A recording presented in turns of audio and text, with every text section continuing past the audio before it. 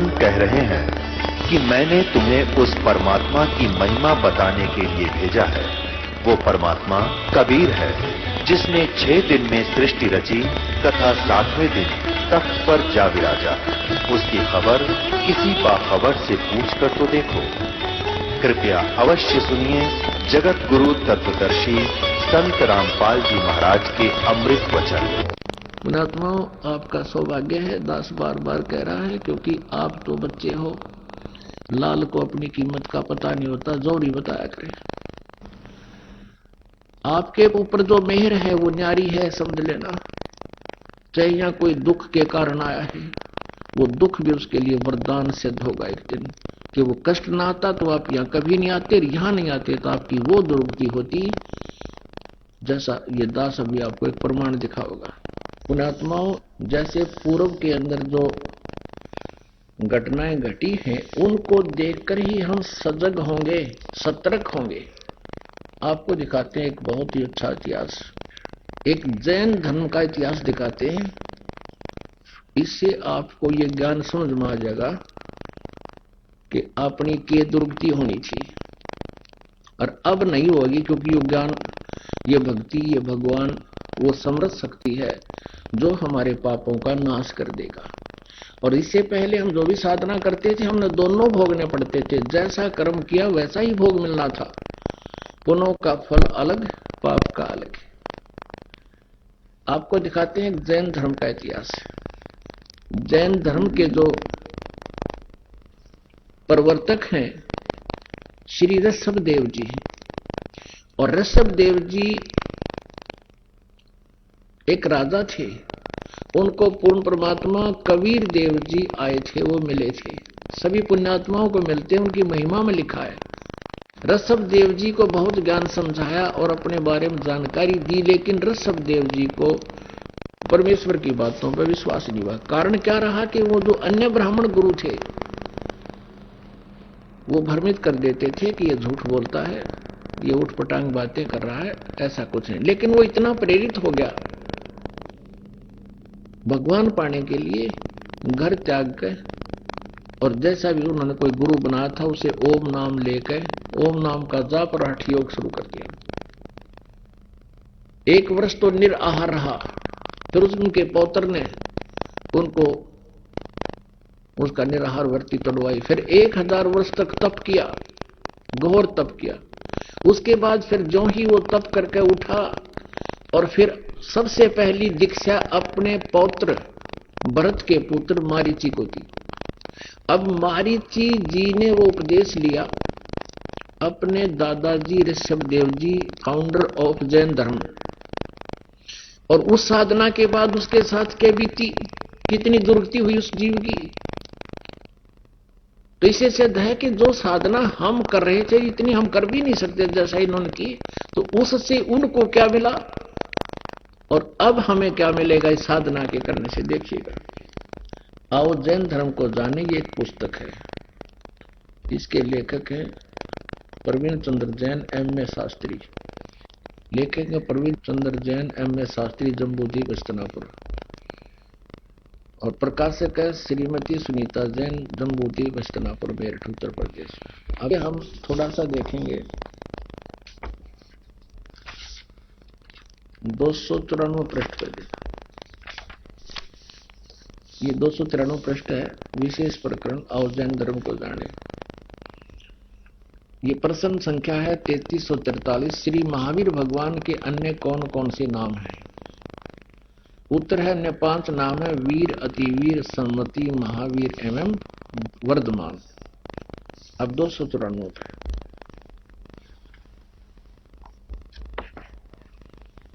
आओ जैन धर्म को जाने 294 पृष्ठ पर। प्रश्न है कि श्री महावीर भगवान के जीवन का कथन कहां से प्रारंभ होता है? उत्तर है पूर्वा नामक भील की पर्याय यानी जीवन से। पूर्वा भील कौन था और उसने क्या किया था?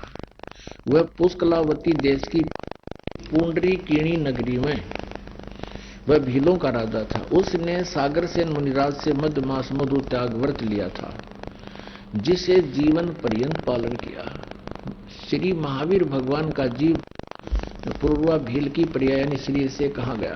पहले 100 धर्म स्वर्ग में 1 सागर की आयु वाला देव हुआ। पहले स्वर्ग के बाद श्री महावीर भगवान का जीव किस पर्याय में गया? भरत चक्रवर्ती की रानी अनंतमती से मारीची नामक ज्येष्ठ पुत्र हुआ। ये मारीची नामक जो था ये भरत का बेटा था और ऋषभदेव का पोता। मारीची की पर्याय से महावीर भगवान का जीव किस पर्याय में गया? ब्रह्म स्वर्ग में देव हुआ।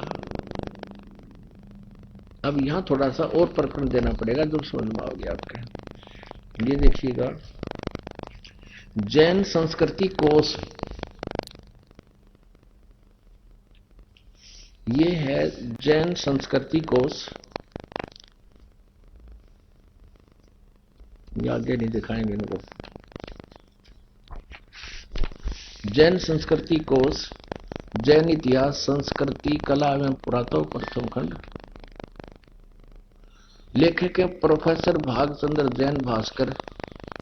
ये सारा इनका इतिहास लिखा है। लेखक है प्रोफेसर भागचंद्र जैन भास्कर। प्रकाशक ये 2 हैं, ये दोनों मिलकर इनके प्रकाशक हैं। ये अपनी माता के नाम इन्होंने। इसमें आपको दिखाते हैं थोड़ा सा प्रकरण। ये देखिएगा, इसके 175 पृष्ठ पे ऋषभ के पौत्र यानी पोते मारीची भरत के पुत्र को पुराण में वैदिक धर्म का प्रवर्तक माना गया। वैदिक धर्म का प्रवर्तक ये मारीची था और यही मारीची जैन परंपरा में आगे चलकर महावीर वर्धमान बना। यही आत्मा आगे चलकर महावीर भगवान हुआ। ऋषभदेव के पौत्र मारीची भरत के पुत्र को पुराण में वैदिक धर्म का प्रवर्तक माना गया है और यही मारीची जैन परंपरा में आगे चलकर महावीर वर्धमान हुआ। अच्छा, ये देखिएगा, अब 176 पृष्ठ पे ये वही है जैन संस्कृति कोश, जैन इतिहास, कला और पुरातत्व। तीर्थंकर ऋषभदेव जी की जीवन घटना। तीर्थंकर ऋषभदेव अंतिम कुलंकर नाभिराज के पुत्र थे। उनकी माता मरु देवी थी।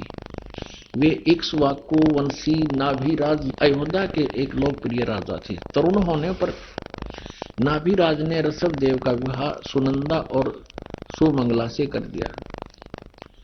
सुनंदा ने तेजस्वी पुत्र बाहुबली और पुत्री सुंदरी को जन्म दिया और सुमंगला ने भरत सहित 99 पुत्रों को और ब्रह्मी पुत्री को जन्म दिया।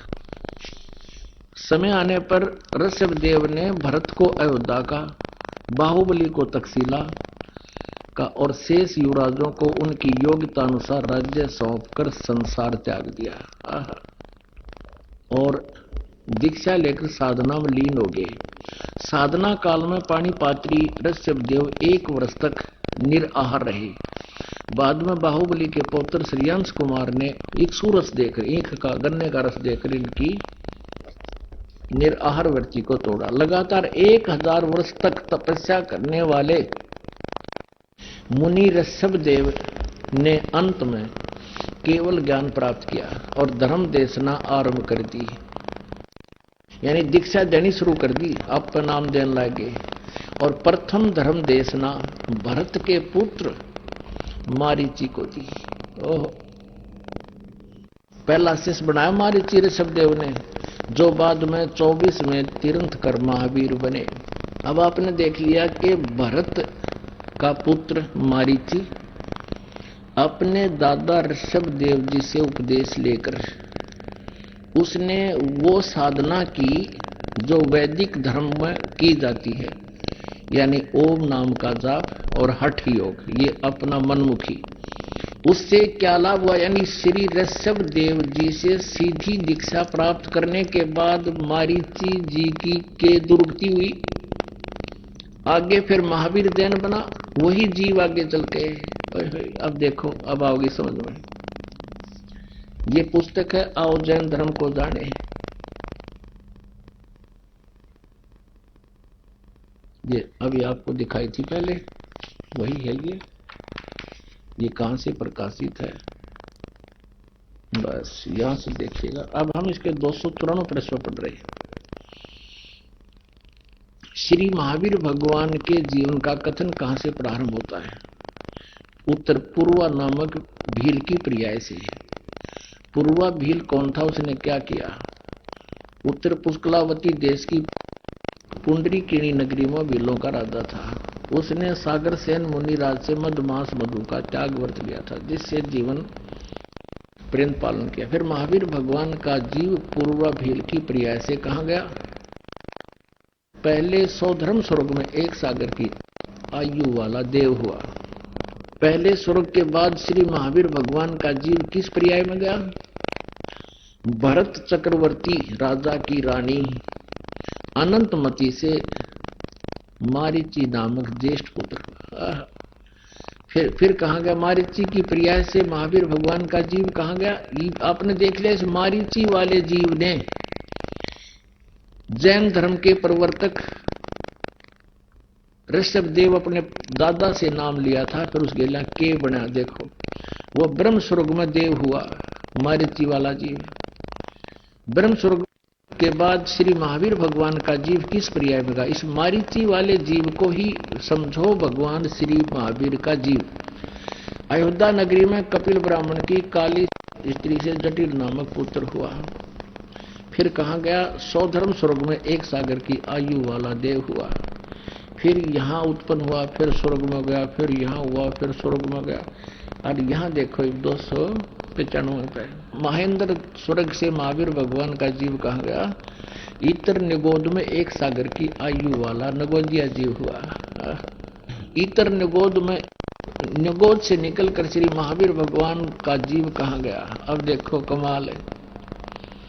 अनेक भाव धारण किए जो इस प्रकार हैं। 1000 आंख वृक्ष के भाव माने जीवन, 80,000 सीप के जीवन भाव, 20,000 नीम वृक्ष के भाव, 90,000 बार केली वृक्ष के भाव, 3,000 बार चंदन वृक्ष के भाव, 5 करोड़ बार कनेर वृक्ष के भाव, 60 करोड़ बार वैश्या के भाव और 5 करोड़ बार शिकारी के भाव, 20 करोड़ बार हाथी और 60 करोड़ बार गधे के भाव। ओ तेरा गधे, और 30 करोड़ बार कुत्ते के भाव।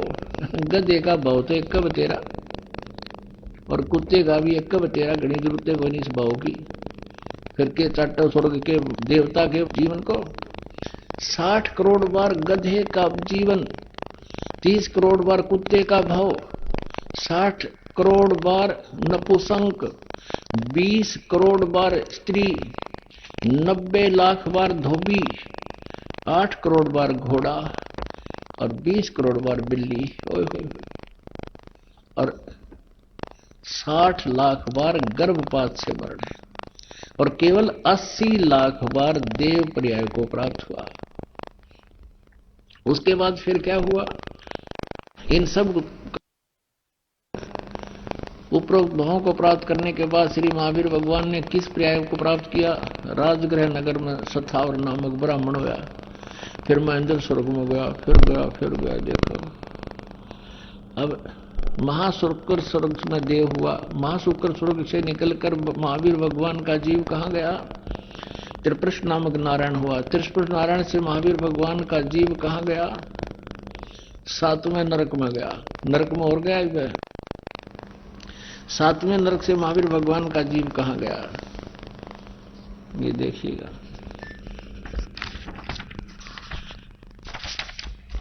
दो 296 पृष्ठ पे। आओ जैन धर्म को जाने।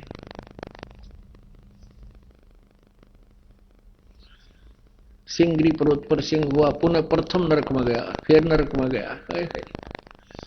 अब आगे देखो, फिर घूमता घूमता क्या हुआ? पुष्पोत्तर विमान में देह हुआ। तदनंतर 24 में तीर्थ कर श्री महावीर भगवान हुआ। अब देखो, ये महावीर भगवान हो गए इतने गधे कुत्ते बनकर। पुष्पोत्तर विमान में देव हुआ। तदनंतर 24 में तीर्थ कर महावीर भगवान हुआ। मारीची वाला जीव जो ऋषभ देव से उपदेश लेकर के उसकी याद रुकती हुई। अरे श्री महावीर जी ने क्या करा? श्री महावीर भगवान के जीव ने कितने पाखंड मत चलाए? 363 पाखंड मत चलाए। वो तेरा गजब भैया। अपने आत्माओं विचार करने की बात है थोड़ी सी, क्योंकि हम भक्ति मार्ग में इतने अंधे हो गए थे, इतने ब्लाइंड फेथ करते थे अपने गुरुओं पर कि वो जो कह रहे हैं वो सच्ची हमने आंख मीच के देख सुनते रहते थे। अब हम देख रहे हैं कि ये साधना जो आज तक करते आए हैं उसकी से ये दुर्गति हो रही है।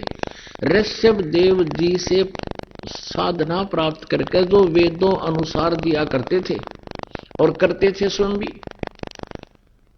उसके करने से महावीर भगवान यानी उस मारीची वाले जीव की के दुर्गति हुई। कभी स्वर्ग में गया, कभी नरक में, कभी स्वर्ग में, फिर नरक में, कभी देव, फिर राजा, फिर देव, फिर राजा, और फिर बिरान माटी शुरू होगी। कहते 60 करोड़ बार गधा, 30 करोड़ बार कुत्ता, कितने का आपने पढ़ लिया। केवल 80 लाख बार देवता बनया के चाटा उस देवता ने, जब फिर गधा बन के खड़ा हो जाए। ये तो दुर्गति हुई उस ऋषभ देव की दीक्षा से प्राप्त, जो वेदों अनुसार साधना करते थे। आगे फिर महावीर के रूप में वही जीव आके महावीर जैन के रूप में जन्मा, और महावीर जैन जी का कोई गुरु नहीं, उसने मनमुखी साधना की और 363 बकवाद पंथ चला दी, पाखंड मत, और उन 363 पाखंड मतों के अनुसार पूजा चल रही है वर्तमान में जैन धर्म में।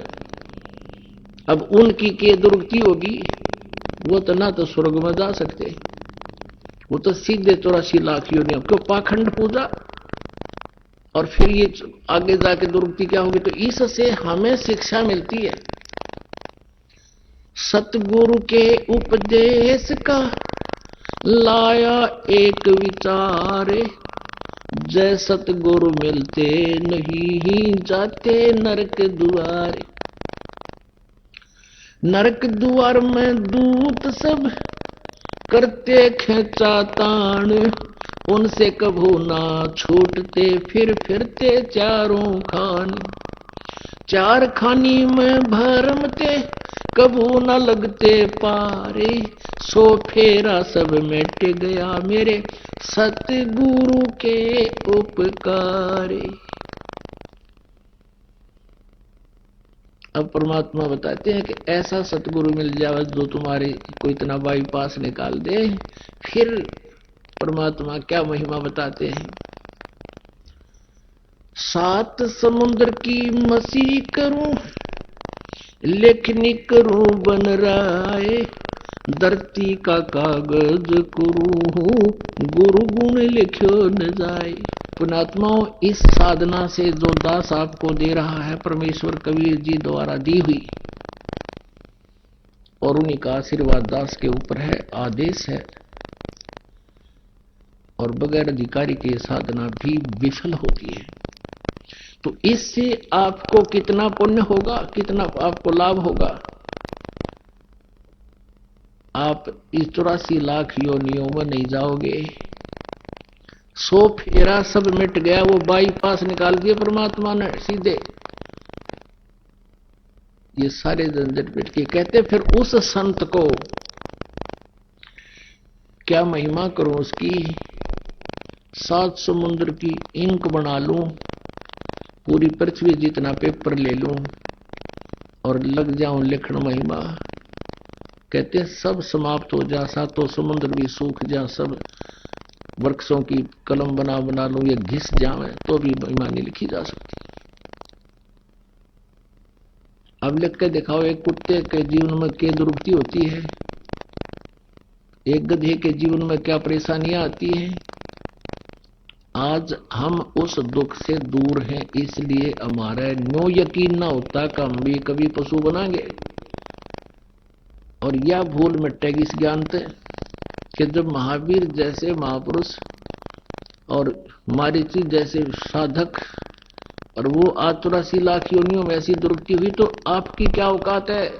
सुखदेव ने 84 भुगती बना पजावे खरगो, तेरी क्या बुनियाद प्राणी तो पेंडा पंथ पकड़वो। सुखदेव जैसे ऋषि ने भी गधे की योनि भोगी। उन साधनाओं के करने से जो तुम तो वो भी नहीं कर रहे हो अभी, और उसका आगे तुम तो दूसरी साधनाओं पर, पाखंड मतों पर चल रहे हो। सुखदेव ने 84 भुगती, बना पजावे खरवो, खर माने गधा। और तेरी क्या बुनियाद बनानी, तू पेंडा पंथ पकड़, वो मार्ग ग्रहण कर दो, मोक्ष मार्ग है। परमात्मा कहते हैं समझा है तो सिर दर पाओ, बहुर नहीं रे ऐसा दाओ। बोलो सतगुरुदेव। परम पिता परमात्मा परम पूज्य कबीर परमेश्वर जी की असीम कृपा से आप जी को ये तत्व ज्ञान सुनने को मिल रहा है।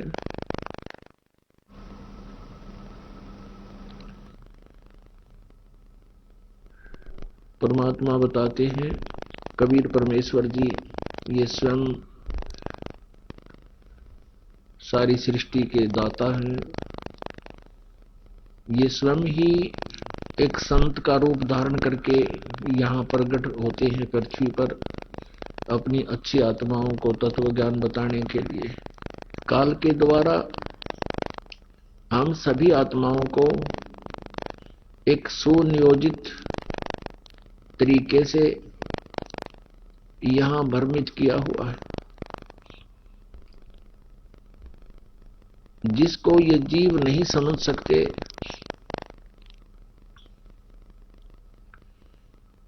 उसी काल के जाल को समझाने के लिए, हमें बताने के लिए परमात्मा स्वयं आते हैं। और इस काल भगवान ने, इस ब्रह्म ने, जो 21 ब्रह्मांड का स्वामी है, सरपुरुष, इसने हम सभी को विवश करके रखा हुआ है। हमें ऐसा शरीर दे दिया पृथ्वी पर कि हम एक 4, 5, 10 फुट चौड़े नाले को भी कूद कर पार नहीं कर सकते। और हमने जाना है यहां से 16 शंख कोश की दूरी पर, नील पद्म शंख। तो इस काल भगवान ने हमें ऐसा जकड़ रखा है कि हम हर प्रकार से विवश हैं। प्रथम तो इसने हमारे 5 ऐसी बेड़ी बांध दी, काम, क्रोध, मोह, लोभ, अहंकार, जिसके कारण हम यहीं फंसे रह जाते हैं और परमात्मा की भक्ति नहीं कर पाते हैं। फिर इस काल में एक और सुनियोजित षड्यंत्र रचा हुआ है कि यदि साधना करना चाहे, कोई भक्ति भी करना चाहता है, तो इनकम्प्लीट नॉलेज दे रखा है। पुण्यात्माओं, जैसे पवित्र चारों वेदों में ब्रह्म की साधना की जानकारी है और महिमा पूर्ण परमात्मा की परिपूर्ण है, क्योंकि कबीर परमेश्वर जी ने अपनी अमृतवाणी में लिखा हुआ है, बोला था, कहा था कि वेद मेरा भेद है, मैं मिलो वेदन में नाही, और जौन वेद से मैं मिलूं ये वेद जानते नहीं। कबीर परमेश्वर जी ने कहा था कि चारों वेद मेरी महिमा का गुणगान कर रहे हैं, लेकिन इन वेदों में मेरे पाने की विधि नहीं है। और जिस वेद में, जिस ज्ञान में, सूक्ष्म वेद में, तत्व ज्ञान में मैं मिलूं, वो चारों वेद जानते ना। जो ज्ञान, तत्व ज्ञान सूक्ष्म वेद में है, कबीर वाणी में है, उसको चारों वेद नहीं जानते, उस गूढ़ रहस्य को, यानी चारों वेदों में वो वर्णन नहीं है। जैसे पवित्र वेदों में यजुर्वेद अध्याय नंबर 40 के मंत्र नंबर 15 में ओम नाम के स्मरण करने का विधान है और उसको अंतिम श्वास तक स्मरण करता रहे तो ब्रह्म से मिलने वाला, क्योंकि ओम जाप जो है सरपुरुष का है, ब्रह्म का है, तो ओम के जाप से ब्रह्म से मिलने वाला लाभ मिल जाता है। वो क्या लाभ है? ब्रह्मलोक प्राप्ति होती है। ब्रह्मलोक में जाने के बाद भी अपने पुण्यों को अक्षीण करके ये प्राणी फिर से 84 लाख योनियों में ऐसे ही जन्मता मरता रहता है। जैसा कि आपको सत्संग में रह रहकर दिखाया जाता है कि महावीर जैन जी के जीव को कितना कष्ट उठाना पड़ा। 60 करोड़ बार गधा, 30 करोड़ बार कुत्ता और ना जाने कितने योनियां होगी और केवल 80 लाख बार देवता बना। तो ये कोई जीवन है? तो ओम नाम के जाप से और ब्रह्म तक की साधना से ये दुर्गति सदा बनी रहेगी आप जी की। और ये यही चाहता है कि ये यहीं जन्मते मरते रहें, सतलोक ना चले जाए। और परमात्मा ये चाहते हैं कि ये मेरी प्यारी आत्मा मुझे पहचान ले, सतभक्ति करें और अपने उस स्थान पर आ जाए जहां ये सदा सुखी रहेंगे। तो गीता जी अध्याय नंबर 8 के श्लोक नंबर 13 में कहा कि ओम इति एक व्यवहारण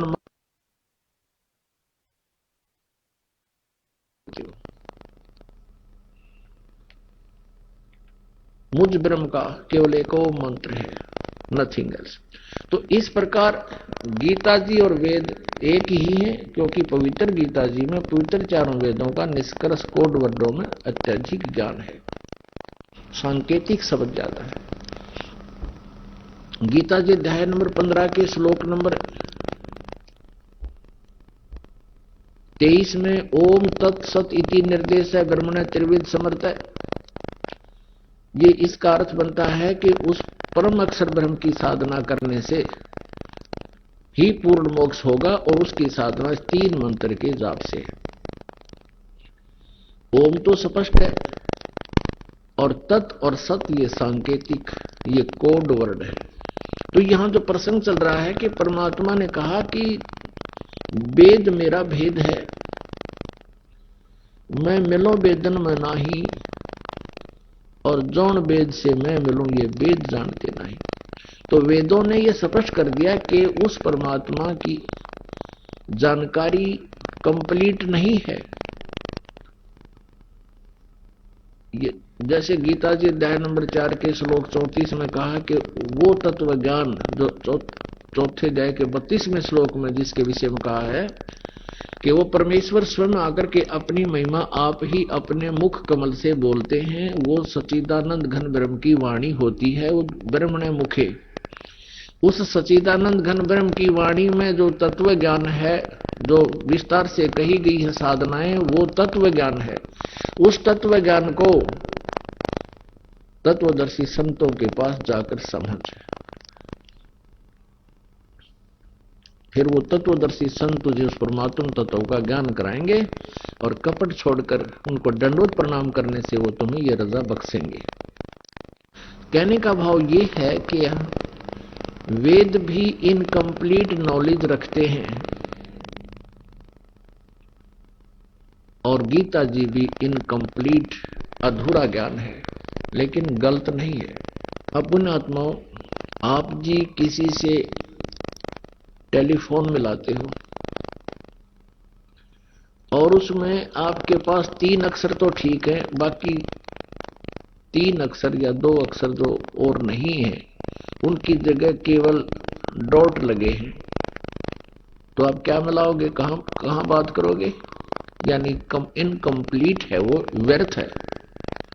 इसी प्रकार इसने उस परमात्मा की जानकारी ऐसे डॉट लगा कर दे दी।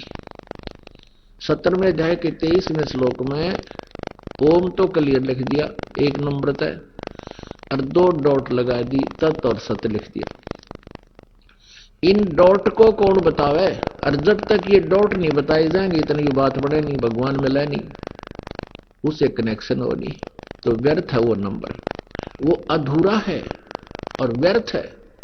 इसी प्रकार जितने भी सदग्रंथ अभी तक हमें उपलब्ध थे उनमें डॉट लगा रखी थी। कुछ ज्ञान सही था, बाकी डॉट ज्यादा थी। तो इस प्रकार ये डैश लगा रखे हैं। इनको अब परमात्मा ने, कबीर परमेश्वर जी ने, उस धानक कबीर ने, दुल्हा कबीर जी ने, परमेश्वर ने जो बनारस में आए थे वो पूर्ण परमात्मा है, सारे ब्रह्मांडों के रचनहार है, वो हम सबके जनक है, वो हमारे पिता है, वो हमारे लिए भटक रहे हैं यहाँ पर और हम उन्हें पहचान नहीं पा रहे, जिस कारण से हम इस काल साधना करके ही इसी के जाल में फंसे रहते हैं। उसको बताने के लिए परमात्मा आते हैं, जिसकी वेद गवाही देते हैं, जिसकी वेद भी गवाही देते हैं कि वो परमात्मा अपने तीसरे मुक्ति धाम में रहता है, वहां से गति करके आता है, अपने रूप को सरल करता है, सरल करके हल्का तेज पुंज का बना करके, और अच्छी आत्माओं को मिलता है।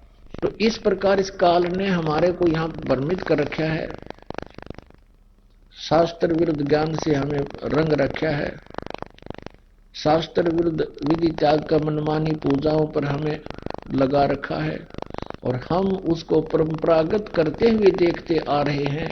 हमारे हृदय में वो गहरी समा गए हैं, बहुत बुरी तरह दच गए कि यह सही साधना है। और ये काम किया है नकली गुरुओं ने, डुप्लीकेट गुरुओं ने, जिनको कै ख का भी पता नहीं था भक्ति मार्ग का। तो उनके विषय में परमेश्वर ने कहा कि गुरुआ गांव बिगाड़े, संतो गुरुआ गांव बिगाड़े, ऐसे कर्म जीव कहला दिए, ईव जड़े नहीं जाड़े। और काल यही चाहता है कि सब मिसगाइड रहे, भ्रमित रहे। आत्मा भगवान की भक्ति बिना नहीं रह सकती। परमात्मा की चाह इसको उसी दिन से महसूस हो गई थी जिस दिन से ये भगवान से बिछुड़कर आई है। परमात्मा कबीर परमेश्वर जी हमें समझाते हैं कि मैं रोवत हूं सृष्टि को, सृष्टि रोवे मोहे, और कहे कबीर इस वियोग को समझ नहीं सकता कोई। परमात्मा कहते हैं कि मैं तो तुम्हें रो रहा हूं, भटक रहा हूं तुम्हारे लिए कि तुम यहां बहुत कष्ट उठा रहे हो। ये तुम्हारा स्थान रहने का नहीं, यहां तो तुम्हें प्रताड़ित किया जा रहा है पल पल में, रात दिन आपको पल की चैन नहीं इतना पीड़ित किया हुआ, लेकिन आप इन दुखों को सहन करने के आदी बन गए। विकल्प आपको मिला नहीं। आपने इसी कष्ट को, जन्म और मृत्यु को, किसी की टांग कट गई, किसी का कोई भयंकर रोग से पीड़ित है, किसी का बेटा मर गया, किसी की बेटी मर गई, आप जी ने ये जान लिया, ये मान लिया कि सबके साथ हो रहा है, यहां ऐसा ही होता है और यही ठीक है, ये खाक ठीक है। अब जैसे हम पहले क्या सोचा करते थे कि बेटा हो, लड़का होता कि मेरा वंश चले, और एक नहीं दो हो, एक का भी के बेटा दो हो। दो किस लिए हो कि एक मर जाते एक तो जीवित रह जाए। वैसे यही था मन में कि एक की मृत्यु हो जाए, कम से कम एक तो बच जाए। अब बताओ, हमें पहले मालूम है कि कुछ भी बिजली गिर सकती है और फिर भी हम इसको ठीक मान रहे हैं। तो ये हमारी भूल थी, ज्ञान हमें था नहीं और हमने कोई और विकल्प मिला नहीं। परमात्मा हमें कुछ बताने आए, हमने सुना नहीं, क्योंकि नकली गुरुओं ने हमें भ्रमित बना कर रखा था। अब क्या बताते हैं परमात्मा?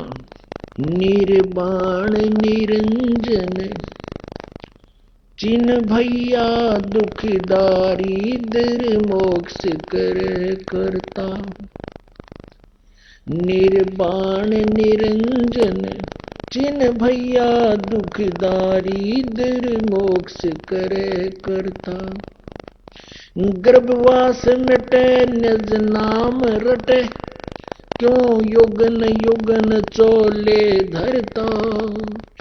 गर्भवास मिटे निज नाम रटे, क्यों युगन युगन चोले धरता। चल थीर करूं अवगत नगरी तू लख 84 क्यों फिरता। चल थीर करूं अवगत नगरी तू लख 84 क्यों फिरता। सतसंगति ले निज साधुन की नहीं नाम बिना कारज सरता। सतसंगति ले निज साधु की नहीं नाम बिना कारज सरता। गर्भवास मिटे निज नाम रटे क्यों युगन युगन चोले धरता। दयावंत विवेक भय ज्ञानी टुक छेड़ करे त सब लड़ता। दयावंत विवेक भय ज्ञानी टुक छेड़ करे त सब लड़ता। ये चुंडित मुंडित पकड़ लिए इनसे जम कर ना डरता। ये चुंडित मुंडित पकड़ लिए हैं इनसे जम कर ना डरता। तू कौन कहां से आन फंसा देखो आगे बिरानी क्यों जलता। तू कौन कहां से आन फंसा देखो आगे बिरानी क्यों जलता। समझे नहीं सोख शूद्र गैले बड़े भूत भये जो पिंड भरता। समझे नहीं सोख शूद्र गैले बड़े भूत भये जो पिंड भरता। मुक्त होने का भेद कहूं चल चंवर सुहांगुम जित ढूरता। मुक्त होने का भेद कहूं चल चौर सुहंगम जित ढूरता। कह दास गरीब निवास सदा जहां नाद अखंड अजब घुरता। कह दास गरीब निवास सदा जहां नाद अखंड अजब घुरता। निर्वाण निरंजन चिन भैया दुखदारी दर मोक्ष करे करता। गर्भवास मिटे निज नाम रटे क्यों युगन युगन चोले धरता। पुणात्मा परमेश्वर कबीर जी ये पूर्ण परमात्मा हैं, ये परम अक्षर ब्रह्म है, सभी ब्रह्मांडों के रचनहार हैं। ऋग्वेद मंडल नंबर 9 सूक्त नंबर 86 के मंत्र 26 और 27 में ये स्पष्ट किया है कि वो कबीर परमेश्वर अपने रूप को सरल करके अच्छी आत्मा को आकर मिलता है, सतलोक से चलकर आता है और वो हमारे सभी संकटों का मर्दन करता है और वो तीसरे मुक्ति धाम में रहता है, वहां निवास करता है, एक देशीय है और वहां से पूरे ब्रह्मांडों का संचालन करता है। वो परमात्मा राजा की तरह देखने योग्य है, यानी सबका मालिक रूप में। राजा माने मालिक, सबके मालिक रूप में दर्शनीय है, देखने योग्य साकार है। तो वो परमात्मा अपने मुक्ति धाम से सतलोक से चलकर आता है, अमरलोक से, सनातन परम धाम से, और अपनी अच्छी आत्माओं को मिलता है, उनको ज्ञान से परिपूर्ण करता है। फिर वो संत जन भक्त, अच्छी दृढ़ भक्त परमात्मा की महिमा आगे फिर ढोल के डंके ऊपर कहते हैं। वो आंखों देख लेते हैं परमात्मा को, जिनको भगवान मिले, जिन अच्छी आत्माओं को परमात्मा मिले हैं, उनमें से अब कलयुग के अंदर जो दास को अनुभव पता है, ज्ञान है, उनमें से कौन कौन है? आदरणीय धर्मदास साहिब जी जो परमेश्वर कबीर जी के समकालीन थे, आदरणीय नानक साहिब जी जो सिख धर्म के प्रवर्तक हैं, इनको भी परमात्मा परम अक्षर ब्रह्म व अकाल मूर्त सतपुरुष मिले, और श्री नानक साहिब जी भी परमेश्वर कबीर जी के दानक कबीर, जुल्हा कबीर काशी में जब आए थे दाता, उनके समकालीन थे। आदरणीय मुल्कदास साहिब जी, आदरणीय दादू साहिब जी, आदरणीय घीसा दास साहिब जी, गांव खेखड़ा, जिला मेरठ में, आदरणीय गरीबदास साहिब जी, गांव छुडानी, जिला झज्जर, हरियाणा में। तो पुण्यात्माओं, थोड़ा सा आपको हिंट देते हैं कि वो परमात्मा अपनी प्यारी आत्माओं को मिलता है। जी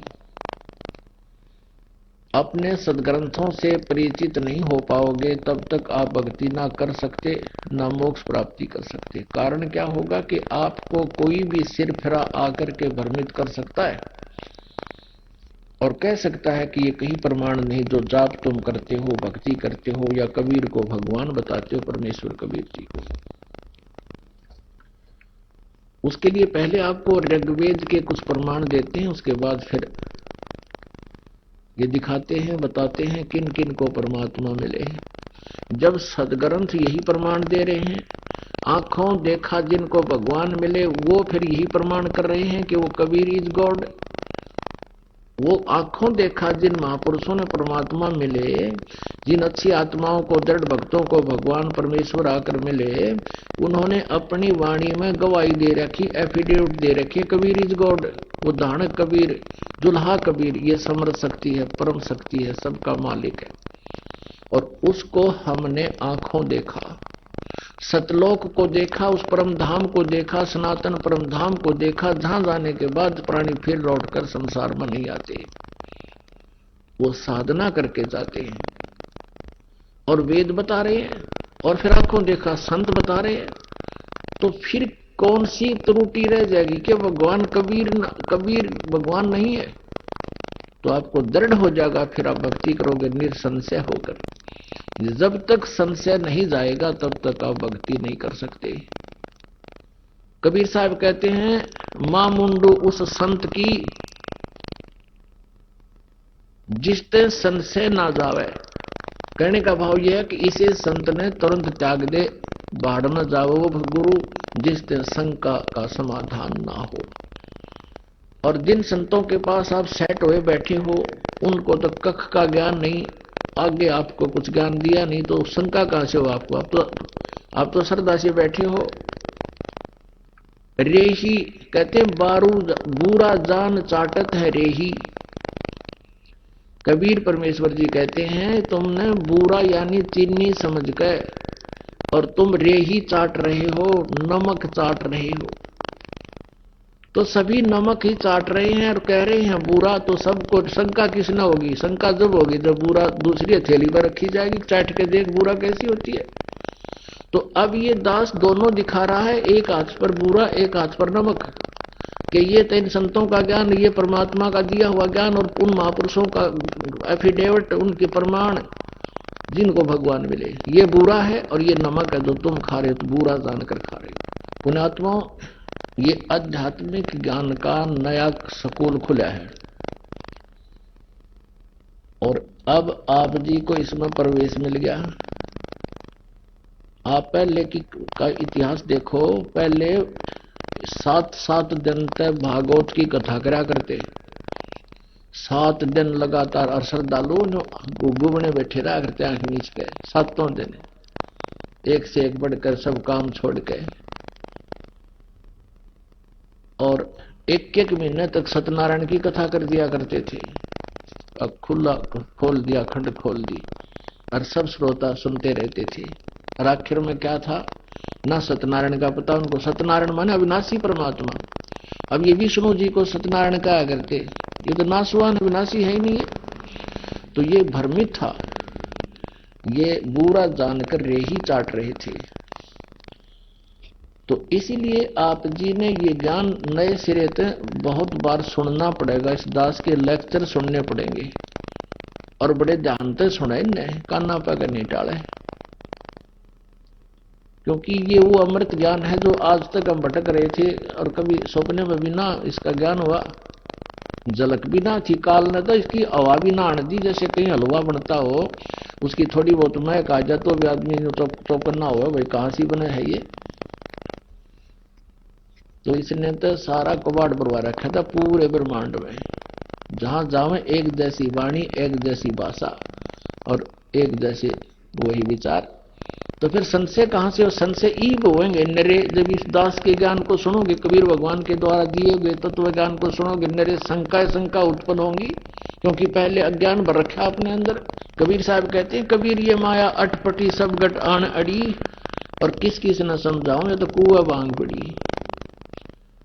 अब जैसे किसी शराब के ठेके पर आप शाम के टाइम कभी सूत बैठे देखोगे ना, शराब पी के उसमें से एक निकला और भी नहीं करता होगा, दूसरा निकला वो भी नहीं करता होगा, तीसरा निकला वो भी नहीं, और चौथा भी थे, 10 निकलो उसमें थे, उस बार में थे सारे बोली लड़खड़ा के बोलना, लंगड़ा के जो सारा हिल चल के चलना, तो उनकी एक जैसी बोली, एक जैसी गतिविधि। तो परमात्मा कहते हैं इस काल भगवान ने इस अज्ञान रूपी भांग या अज्ञान रूपी भांग पूरे इस 21 ब्रह्मांड के कुएं में बिना तोल मोल का ठोक दी, और इस ज्ञान को, इस भांग को पी के सारे एक का बोली बोल रहे हैं, एक जैसी क्रियाएं सबकी। अब यह भांग उतारी जाएगी एंटीबायोटिक दवाई देकर, ये एंटीबायोटिक है, ये प्रवचन परमात्मा की अमृतवाणी के, ये आपके अंदर से इस भांग के नशे को उतारेंगे। उसके लिए कैप्सूल आपको खिलाए जा रहे हैं, सदग्रंथ वेदों को आप खुद पढ़ सकते हो। इन मूर्ख बना रखा था हमारे को, इनको कह का भी नहीं पता था वेद क्या बताते हैं। वेद बता रहे हैं परमात्मा साकार है, एक देशीय है, सतलोक अमरलोक में रहता है, तीसरे मुक्ति धाम में रहता है, और ये डंडोरा पीटा करते हैं परमात्मा तो निराकार है, वो देखा नहीं जा सकता, वो तो कण कण में व्यापक है। आइए अब हम उन श्रद्धालुओं के अनुभव जानते हैं जो जगत गुरु तत्वदर्शी संत रामपाल जी महाराज जी से दीक्षा प्राप्त कर चुके हैं तथा उनके द्वारा बताए गए भक्ति मार्ग पर चल रहे हैं। नमस्कार सर। नमस्कार सर। क्या नाम है आपका? अशोक कुमार। सर आप कहाँ के रहने वाले हैं? जिला बारां, राजस्थान, गांव अंता है। संत रामपाल जी महाराज से नाम दीक्षा आपने कब ली? तत्वदर्शी सदगुरु संत रामपाल जी महाराज से नाम दीक्षा 28 अप्रैल 2013 को ली। संत रामपाल जी महाराज से नाम दीक्षा लेने से पहले क्या आप कोई भक्ति साधना भी करते थे? जी, सदगुरु रामपाल जी महाराज से जुड़ने से पहले जो भी परिवार में पारंपरिक साधनाएं होती है, देवी देवताओं की भक्ति करना, मंदिर मस्जिदों में जाना, ये सभी परंपरा से जो चली आई थी वही साधना हम करते थे। तो सर आप जो पारंपरिक साधनाएं करते थे उन सब से आपको क्या क्या लाभ मिले? परंपरागत साधनाएं करते थे, उनसे मुझे कुछ भी लाभ नहीं हुआ, उल्टी हानियां हुई। मेरी पहली पत्नी शादी के 2 साल बाद ही एक्सपायर हो गई। पीलिया या कोई अन्य रोग ऐसे होने से वो वहीं शांत हो गई ईयर में। उसके बाद में मैं पढ़ाई करता था, 10वीं तक पढ़ाई करी मैंने। उसके बाद में 10वीं से पढ़ाई बंद करने के बाद में दूसरी मैरिज हुई भीलवाड़ा राजस्थान में। वहाँ भी कुछ समय बाद में ही वो पत्नी भी मेरी एक्सपायर हो गई, शांत हो गई। और उसमें हमारे पिताजी रामदेव जी, बाबा रामदेव जी की साधना करते थे। रामदेवरा जाते थे साल के साल ही, भादवे के महीने में। वहाँ रामदेवरा जाने से भी उन्होंने जो साधना बताई कि भाई यहाँ ऐसा ऐसा करना है, वैसा करना है, तो उनके साथ में जाकर यही साधना करी जो परंपरा से हमारे पिताजी करते थे। उनसे कोई लाभ नहीं हुआ। देवी देवताओं पे विश्वास करना ही छोड़ दिया, क्योंकि हानि के अलावा उन देवी देवताओं से मुझे कुछ भी प्राप्त नहीं हुआ। उसके बाद में सत्संगों में जाना शुरू किया, तो वहाँ भी यही था कि गांजा पीना, बीड़ी पीना, सिगरेट पीना, वहाँ भी ऐसे विषय विकारों में ही उलझा देते। जो संत महात्मा होते थे सत्संग में भजन के लिए बैठते थे, जो ढोंगी संत आते थे, वो भी यही कहते थे कि भाई बीड़ी जलाओ, सिगरेट जलाओ। तो जलाना पड़ती थी, उनको जला के देते थे। वो बोलते कि आप भी खींचो एक फूंक, हम भी खींचते थे। ऐसे ऐसे करते, उसकी भी लत लग गई। फिर गांजा पीने लग गए। करीब करीब 3-4 साल तक गांजा पिया। तो कहने का मतलब ये है कि जितने भी ये साधनाएं थी, ये आडंबर थे, जो अन्य संतों के साथ में रहे, उनके सानिध्य में रहे, सारे उल्टे ही शौक किए और उनका परिणाम भी उल्टा ही आया। तो फिर संत रामपाल जी महाराज की शरण में आप कैसे आए? जी सर, संत रामपाल जी महाराज की शरण में आना एक संयोग ही था या संत रामपाल जी महाराज की कृपा थी। तो मैं ऐसे ही सत्संग में गाना बजाना करते थे, भजन गाते थे, परमेश्वर कबीर साहब की वाणियां भी गाते थे। तो गाने का शौक था तो आध्यात्मिक चैनल देखते थे, जैसे आस्था है, संस्कार है, ऐसे जो कथावाचकों की कथा आती थी उनको सुनते थे। उनसे कुछ सीखने को मिलता था कि भाई इनमें अच्छा गाते हैं, अच्छा प्रोग्राम देते हैं, तो उनसे सीखते थे। तो ऐसे चलाते चलाते एक दिन क्या है, अचानक ही आस्था टीवी पे परमात्मा सदगुरु रामपाल जी महाराज का सत्संग आता था। वो अचानक ही देखने को मिला। ज्यादा से ज्यादा 5 या 7 मिनट मैंने सत्संग देखा, लेकिन उस 5-7 मिनट के सत्संग से मुझ पर ऐसा अट्रैक्शन हुआ कि दूसरे दिन मुझे यह भी पता नहीं था कि सत्संग कितने बजे चालू होता है, कब आता है, पर मुझे वो 5-10 मिनट का सत्संग सुना। उससे ये लाभ हुआ कि दूसरे दिन मैं टीवी के सामने बैठ गया 1 घंटा पहले कि भाई ये शाम को आता है सत्संग। तो शाम को 6 बजे से टीवी चालू करके मैं बैठ गया कि भाई सत्संग कितने बजे आता है। जब 6 बजे सत्संग शुरू हुआ, मैंने देखा आधे घंटे का सत्संग आता था आस्था चैनल पर। बस वो आस्था चैनल का सत्संग एक बार देखने के बाद में लगातार मैंने कम से कम 8-10 दिन तक देखा। उसके बाद में चैनल के नीचे हेडलाइन आती है पीली पट्टी, उस पीली पट्टी पे जो फोन नंबर रहते हैं वहां से मैंने SMS करके ज्ञान गंगा पुस्तक मंगवाई। ज्ञान गंगा पुस्तक को पढ़ा। तो ज्ञान गंगा पढ़ने के बाद में मैंने भगतमती को बताया कि ऐसा ऐसा है वहाँ बरवाला आश्रम में हरियाणा में, और वहाँ भगतमती की ये इच्छा थी कि भाई हमारे लड़का हो। तो मैंने उनको बताया, मेरे ससुराल वालों को भी बताया कि भाई बरवाला आश्रम में संत रामपाल जी महाराज हैं और नाम दीक्षा लेते हैं, जो भी मनोकामना होती है वो पूर्ण होती है। उन्होंने विश्वास नहीं किया इस बात पर, फिर भी मैंने जोर देकर मेरी धर्म पत्नी और 2 लड़कियां थी उनको लेकर मैं बरवाला आश्रम गया।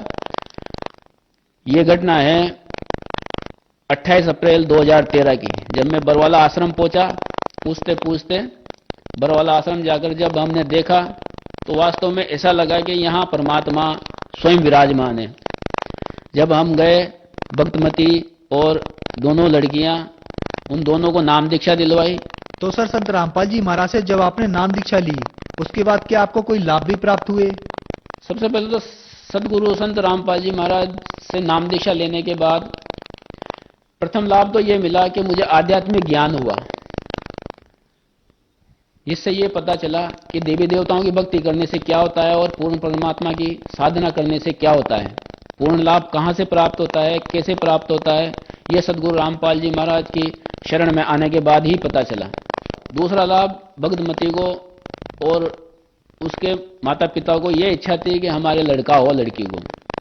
तो उस समय मेरी मिसेज प्रेग्नेंट थी। जब सदगुरु रामपाल जी महाराज ने से नाम दीक्षा लेकर और उनसे आशीर्वाद प्राप्त करने के लिए जब हम सदगुरु रामपाल जी महाराज के वहाँ नाम दान में आशीर्वाद लेने पहुंचे, तो मेरी पत्नी महिलाओं की लाइन में लगी हुई थी और मैं पुरुषों की लाइन में लगा हुआ था। मेरी पत्नी ने मुझे ये नहीं बताया कि उसने क्या मांगा गुरुजी से। मैंने परमात्मा का आशीर्वाद लिया और मैंने अपना स्थान ग्रहण किया। उसके बाद में जब मेरी पत्नी और हम वापस मिले, तब उसने आगे बताया मुझे कि मैंने तो परमात्मा के सामने, सदगुरु रामपाल जी महाराज के सामने ये अर्जी लगाई थी कि अगर सदगुरु रामपाल जी महाराज सच्चे संत हैं, परमात्मा स्वरूप हैं, तो मुझे लड़का दें। और दूसरा लाभ ये हुआ कि मुझे सदगुरु रामपाल जी महाराज की शरण में आने के बाद में पुत्र की प्राप्ति हुई।